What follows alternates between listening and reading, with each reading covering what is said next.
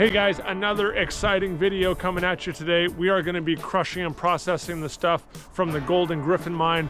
I was just over there with Harry from Mine Operator, Pete from Standing Bear Logging, and a couple other famous YouTubers that you may recognize. We were over there picking on the veins, sampling with an excavator. I went underground, did some exploring. If you haven't seen that video, I'll leave a link to it down below. But on today's video, we are going to crush up our samples, run them through the turnkey system, get the gold out, and figure out how rich the Golden Griffin really is.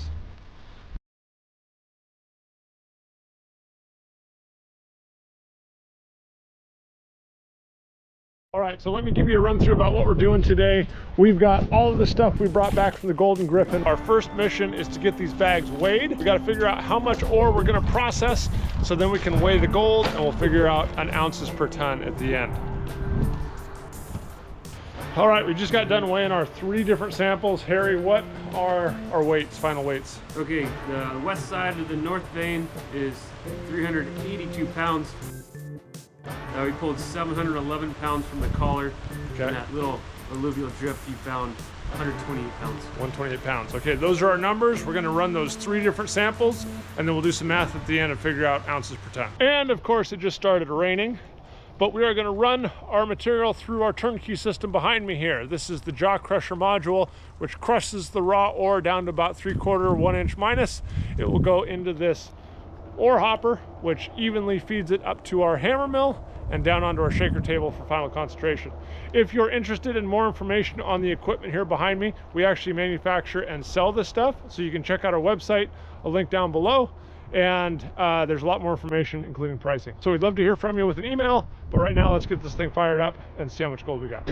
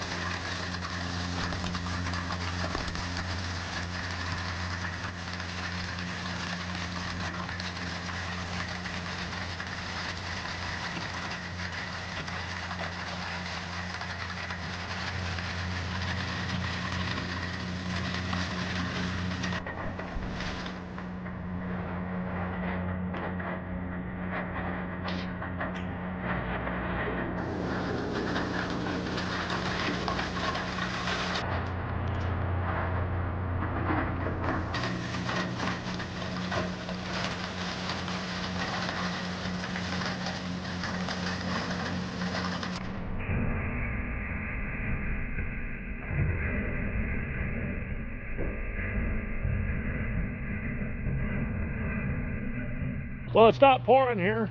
We're just finishing our first run.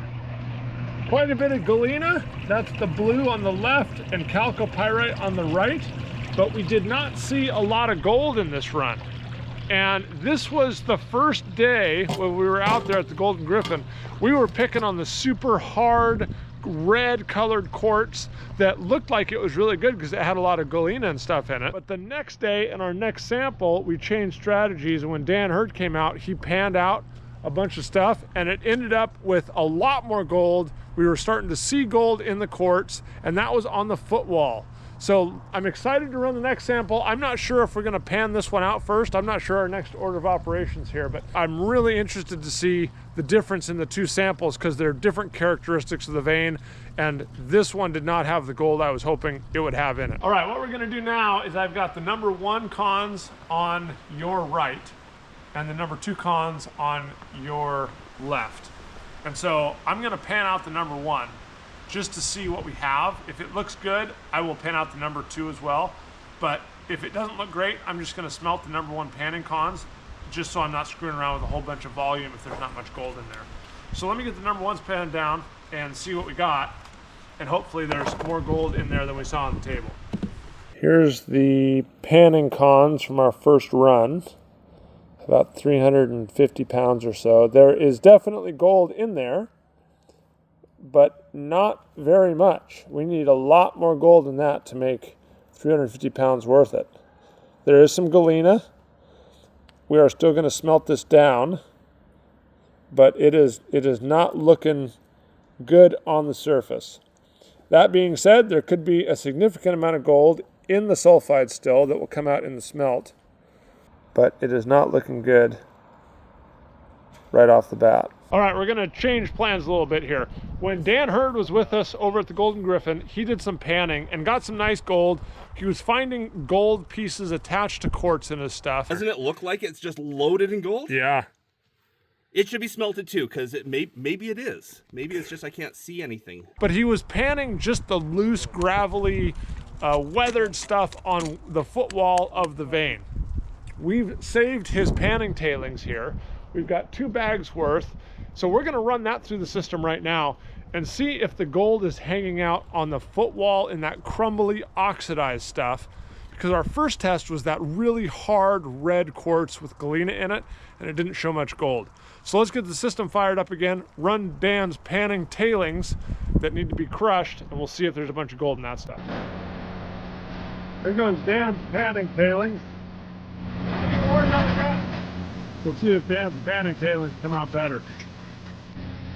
So here we're looking at the table. You can see the yellow oxide is what I'm going to call it. The yellow oxide coming out here. Dan saw a lot of this in his pan. And we'll find it here on the table. There's some fresh galena there coming out of the second groove.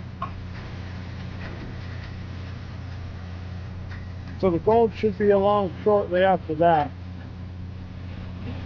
But we're definitely recognizing the same stuff that Dan saw in his pan. The table is being flooded now by the yellow stuff, not gold. I believe there's some gold disguised in there, but it's all coming down into number 1, so it's very dense.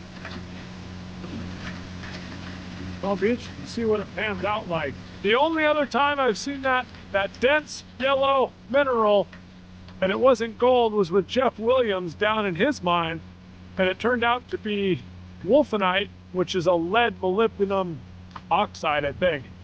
But it looks like gold. It's very similar. It's very dense, and it's acting very similar on the table. Here's the yellow oxide line. And there is a significant amount of gold hidden in there that's really, really hard to distinguish. But, oh yeah, there's a lot of gold in there, Harry. Yeah. Dan didn't get it all. No.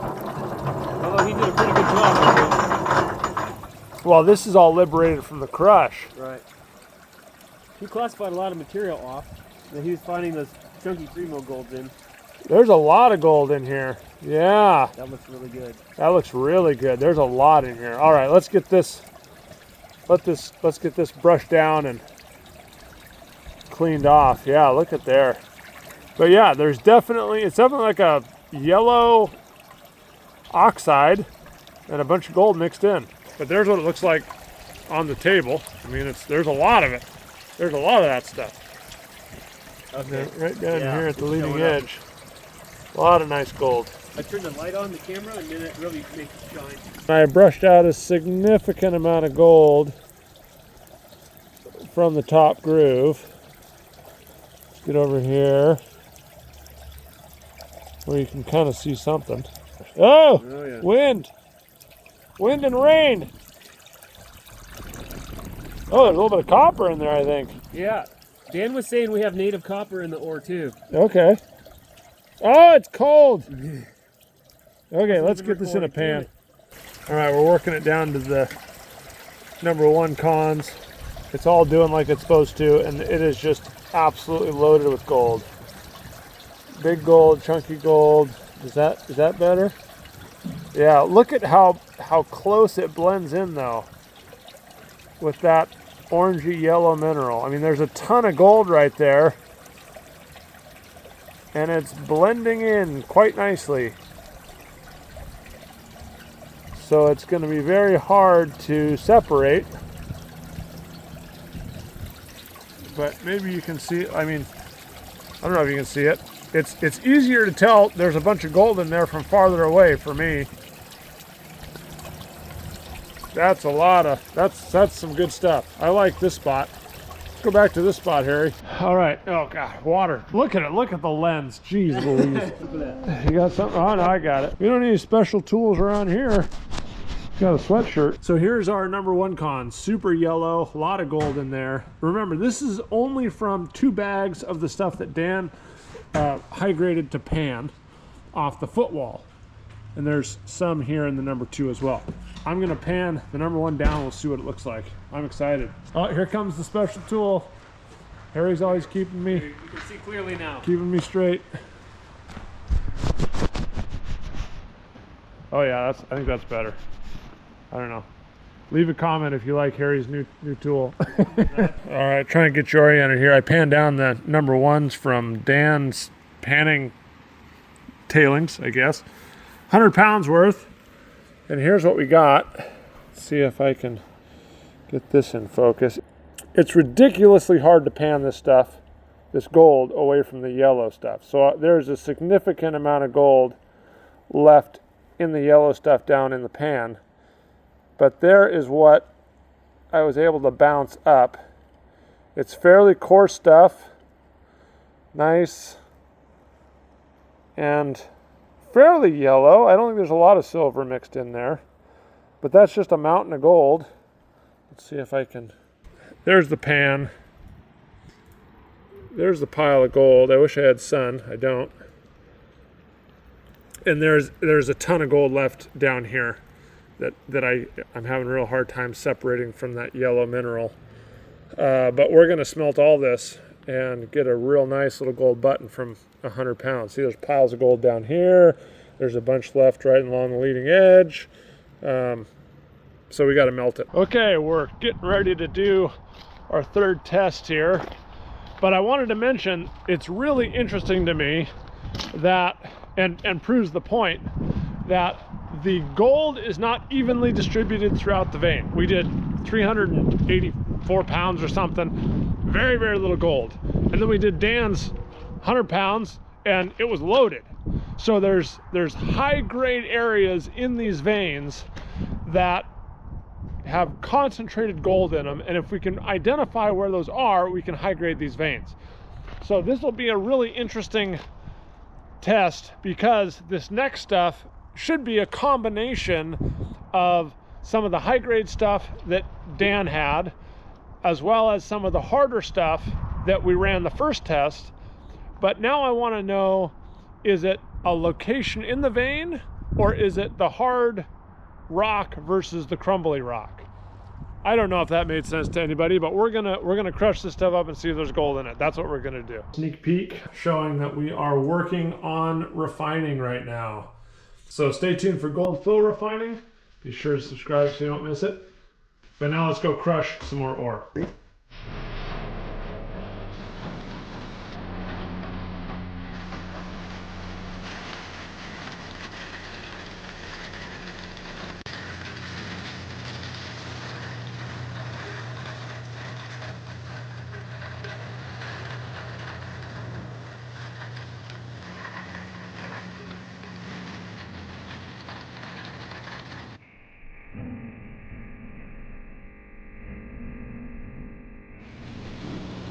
Nice gold. All that yellowy white stuff at the front is gold. Coarser pieces. Here's the gold line. See there, oh, that's the better angle. So pretty much all that yellow is gold. Some nice chunky stuff in there.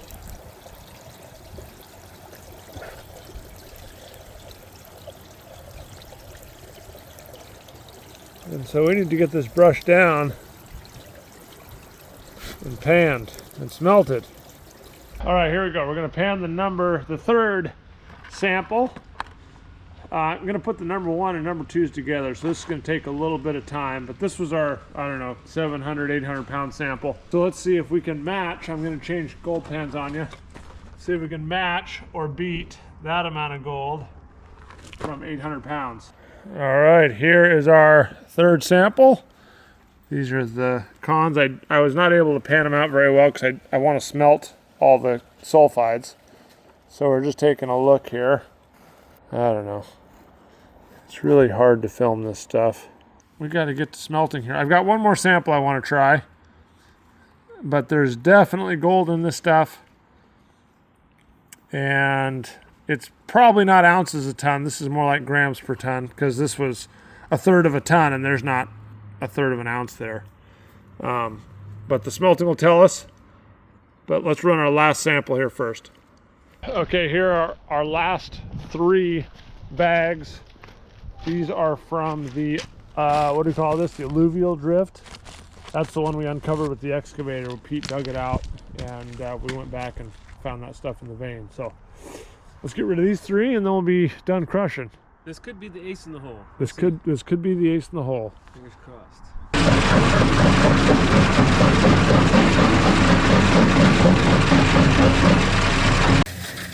So just getting going on our very last sample. I wanted to show you the nice band of gold coming out of there. Right off the bat.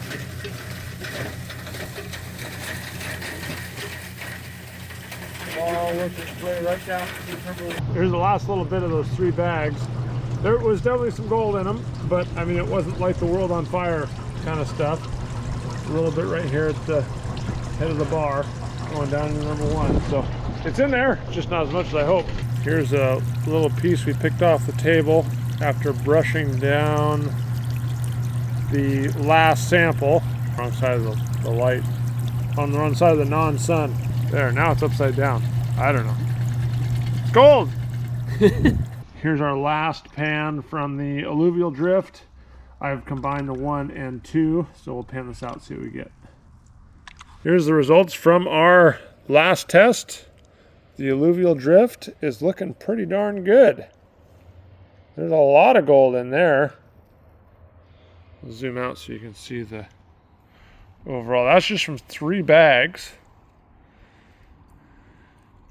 So I'm pretty happy with that. We're definitely going to smelt this down separate. And so now we've got 4 smelts to do, or more. 5 smelts? I don't know. Something. We're gotta go into smelt mode here. All right, it's time for smelting. I've got these samples here. We're gonna get those smelted, but I'm gonna end this video here. You guys are gonna have to check in next week to see part 2, where we smelt all these down and get a nice gold button for each one. Weigh them all, figure out how many ounces per ton we have or grams per ton. So stay tuned for that video. Be sure to subscribe so you don't miss it. Thanks everybody for watching. We'll see you on the next video. Man, that was a week. Yeah. That was a week to get that little dude.